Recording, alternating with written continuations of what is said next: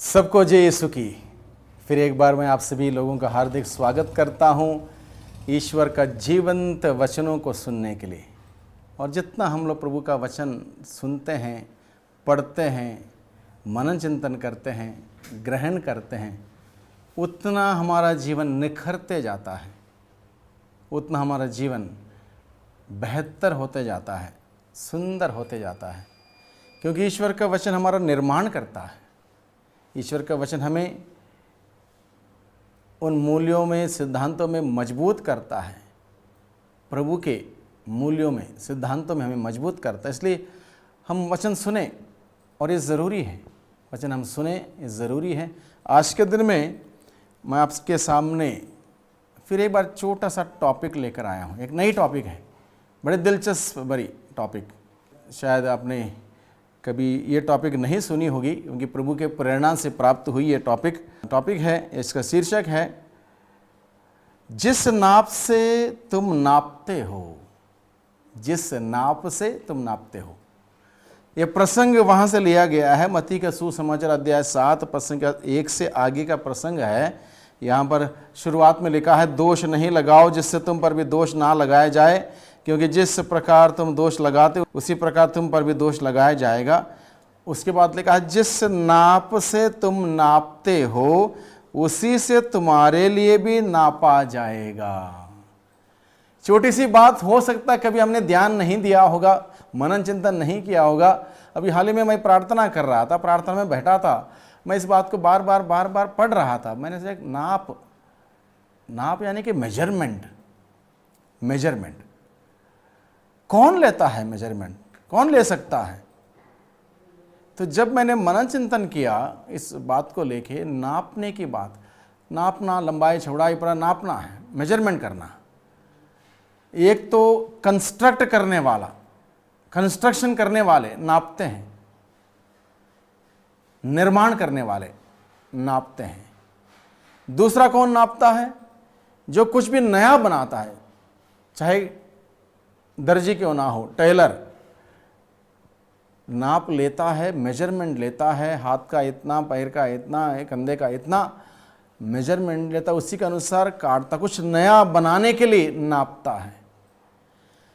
तो यानी कि नापने के पीछे उद्देश्य क्या है? What is the purpose of measuring? To make something new, to build up something. कुछ निर्माण करना है या फिर कुछ नया करना है, बस इतना ही उद्देश्य है। अब प्रभु हमसे क्या कहता है? जिस नाप से तुम नापते हो। किसको नापोगे? अपने को छोड़ के दूसरों को नापोगे ना, अपने आप नाप नहीं कर सकते। तो आपके पास वो नापने का इंस्ट्रूमेंट कौन सा है? और नापने का इंस्ट्रूमेंट कैसा है? टेलर के पास वो मीटर का वो इंस्ट्रूमेंट होता है, वही बिल्डिंग बनाने वालों के पास भी लंबा होता है मीटर। तो आपके पास, मेरे पास नापने का इंस्ट्रूमेंट है, तो कौन सा है? गलत इंस्ट्रूमेंट होगा, नाप गलत होगी। देखो, मेजरमेंट में जरा सा भी गलती हो गई, टेलर ने गलत नाप ले लिया और कपड़े काट दिया और सिलाई होगी, जब इंसान पहनेगा उसको आएगा नहीं, नाप गलत हो गई। बिल्डिंग बनाने वाले ने अगर गलत नाप कर दी, क्या होगा? बिल्डिंग जैसा बनना था नहीं बना, किस काम का होगा वो? मतलब नहीं रहेगा वहां पर। इसलिए मेरे प्यारे भाइयों, दोस्तों, मित्रों, युवा साथियों, बच्चों, हम सब इस बात को समझें। प्रभु हम सबों से क्या कहता है, इस बात को समझें। प्रभु ने क्या कहा? जिस नाप से तुम नापते हो दूसरों के लिए, उसी नाप से तुम्हारे लिए नापा जाएगा। हमारे लिए दूसरा नाप नहीं होगा, वही नाप इस्तेमाल किया जाएगा। इस बात को हम लोग अक्सर भूल जाते हैं। हम नाप लेते हैं दूसरों को, ये व्यक्ति ऐसा है, ये व्यक्ति ऐसा है, ये व्यक्ति वैसा है, नाप तो ले लिया, इस बात को भूल गए उसी नाप से हमारे लिए भी नापा जाएगा। तब रिजल्ट क्या आएगा? ये व्यक्ति भी वैसा ही है, ये व्यक्ति भी ऐसा है। तो हमें सतर्क रहना होगा, सतर्क रहना होगा इस नाप को लेके, बहुत ही सतर्क रहना होगा। अन्यथा गलत मेजरमेंट करेंगे, गलत नाप होगी। गलत किसके साथ होगा? चलो छोड़िए बात, अगले के साथ गलत तो हुआ, गलत आपने कर दिया, खुद के साथ भी गलत हो रहा ना, खुद के साथ भी गलत हो रहा। जब ये बात पता है कि खुद के साथ भी गलत हो रहा, तो हम दूसरों के साथ गलत क्यों करें? गलत नाप को क्यों इस्तेमाल करें दूसरों के लिए? सही नाप को इस्तेमाल करें। अगर सही नाप को इस्तेमाल कर दिया, हमारे साथ भी सही होगा, कोई दिक्कत नहीं होगी, कोई परेशानी नहीं होगी।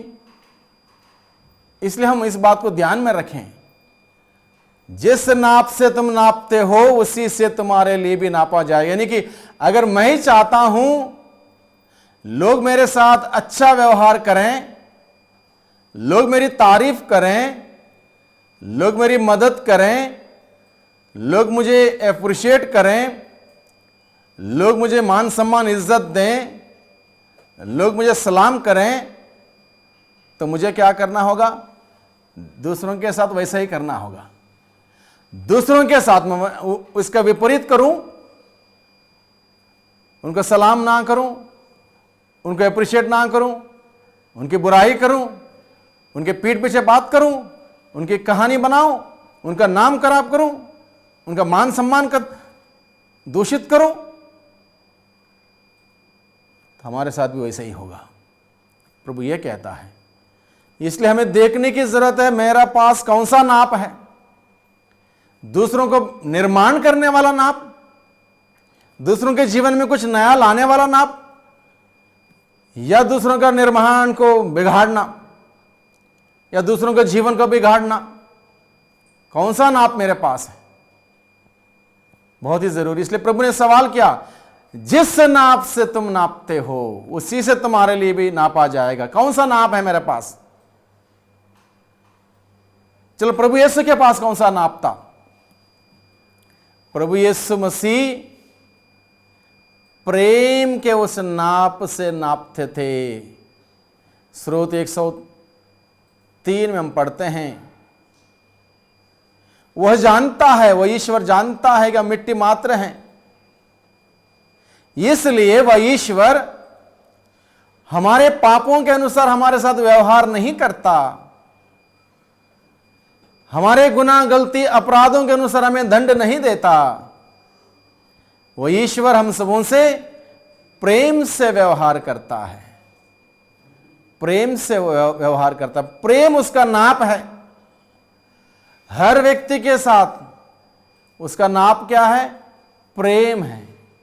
प्रेम से वो नापता है, नफरत से नहीं, गुस्से से नहीं, ईर्ष्या से नहीं, भेदभाव से नहीं, दूसरों को नीचे गिराने की प्रवृत्ति से नहीं, दूसरों का जीवन का निर्माण बिगाड़ने से नहीं, दूसरों का जीवन का निर्माण करने के उद्देश्य से, कुछ नया उनको बनाने के उद्देश्य से नापता है।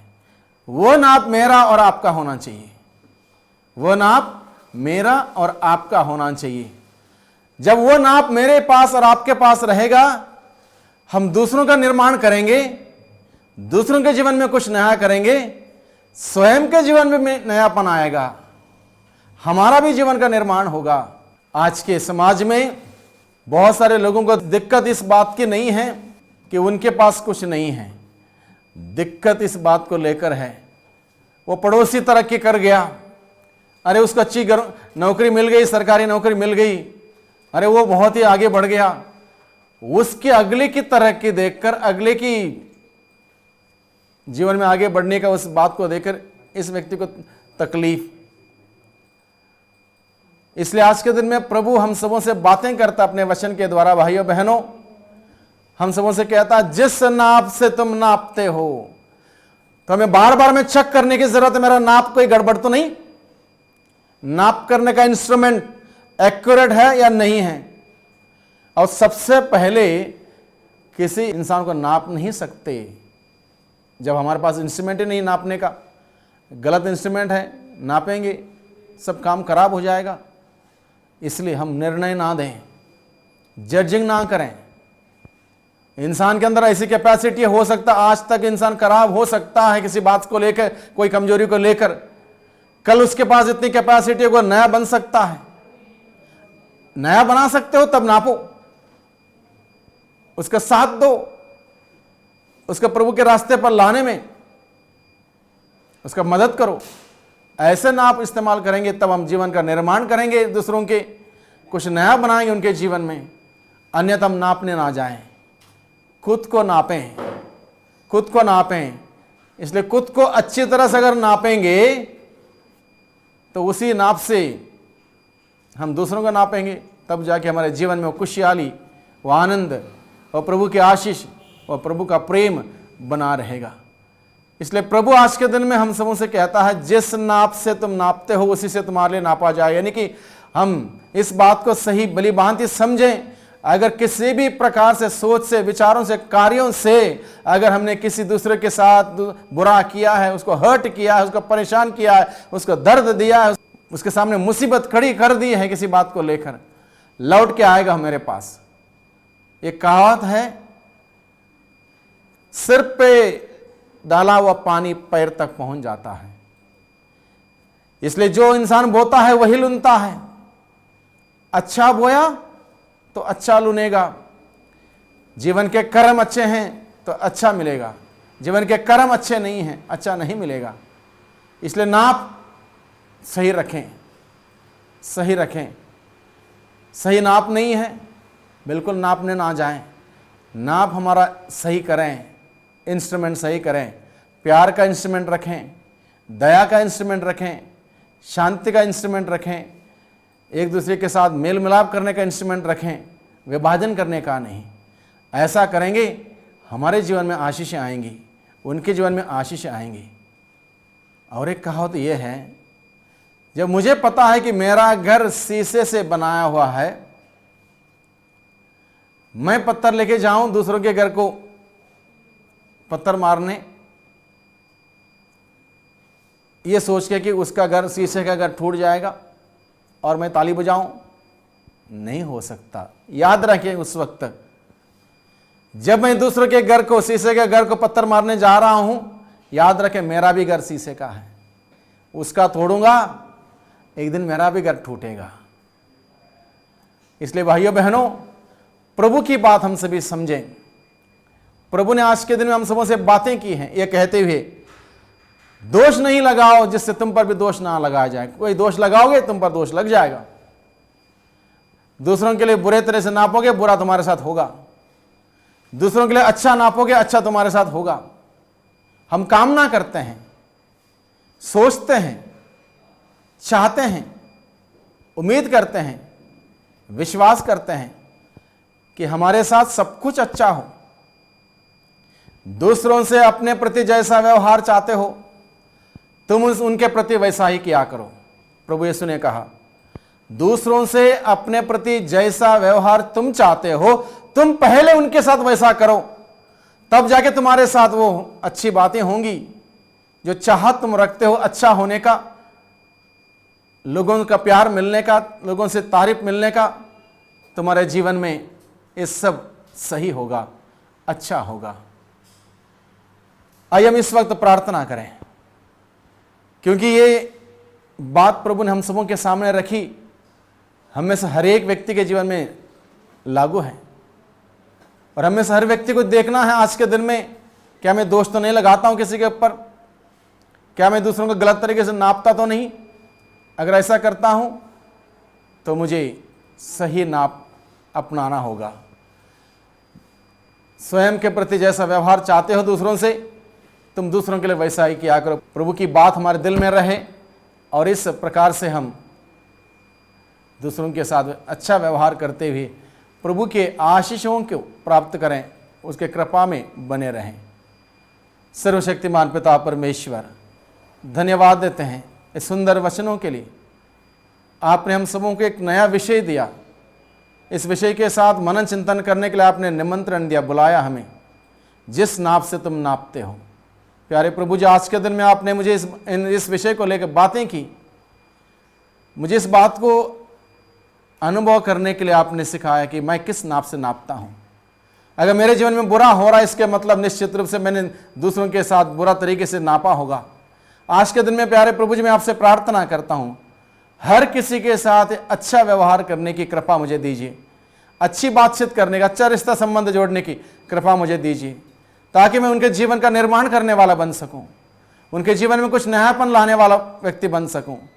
वही प्रभु हम सबों को यह अनुग्रह और कृपा प्रदान करें, ताकि हम सभी प्रभु के इन वचनों के अनुसार जीवन बिताने वाले बन सकें। पिता और पुत्र और पवित्र आत्मा के नाम पर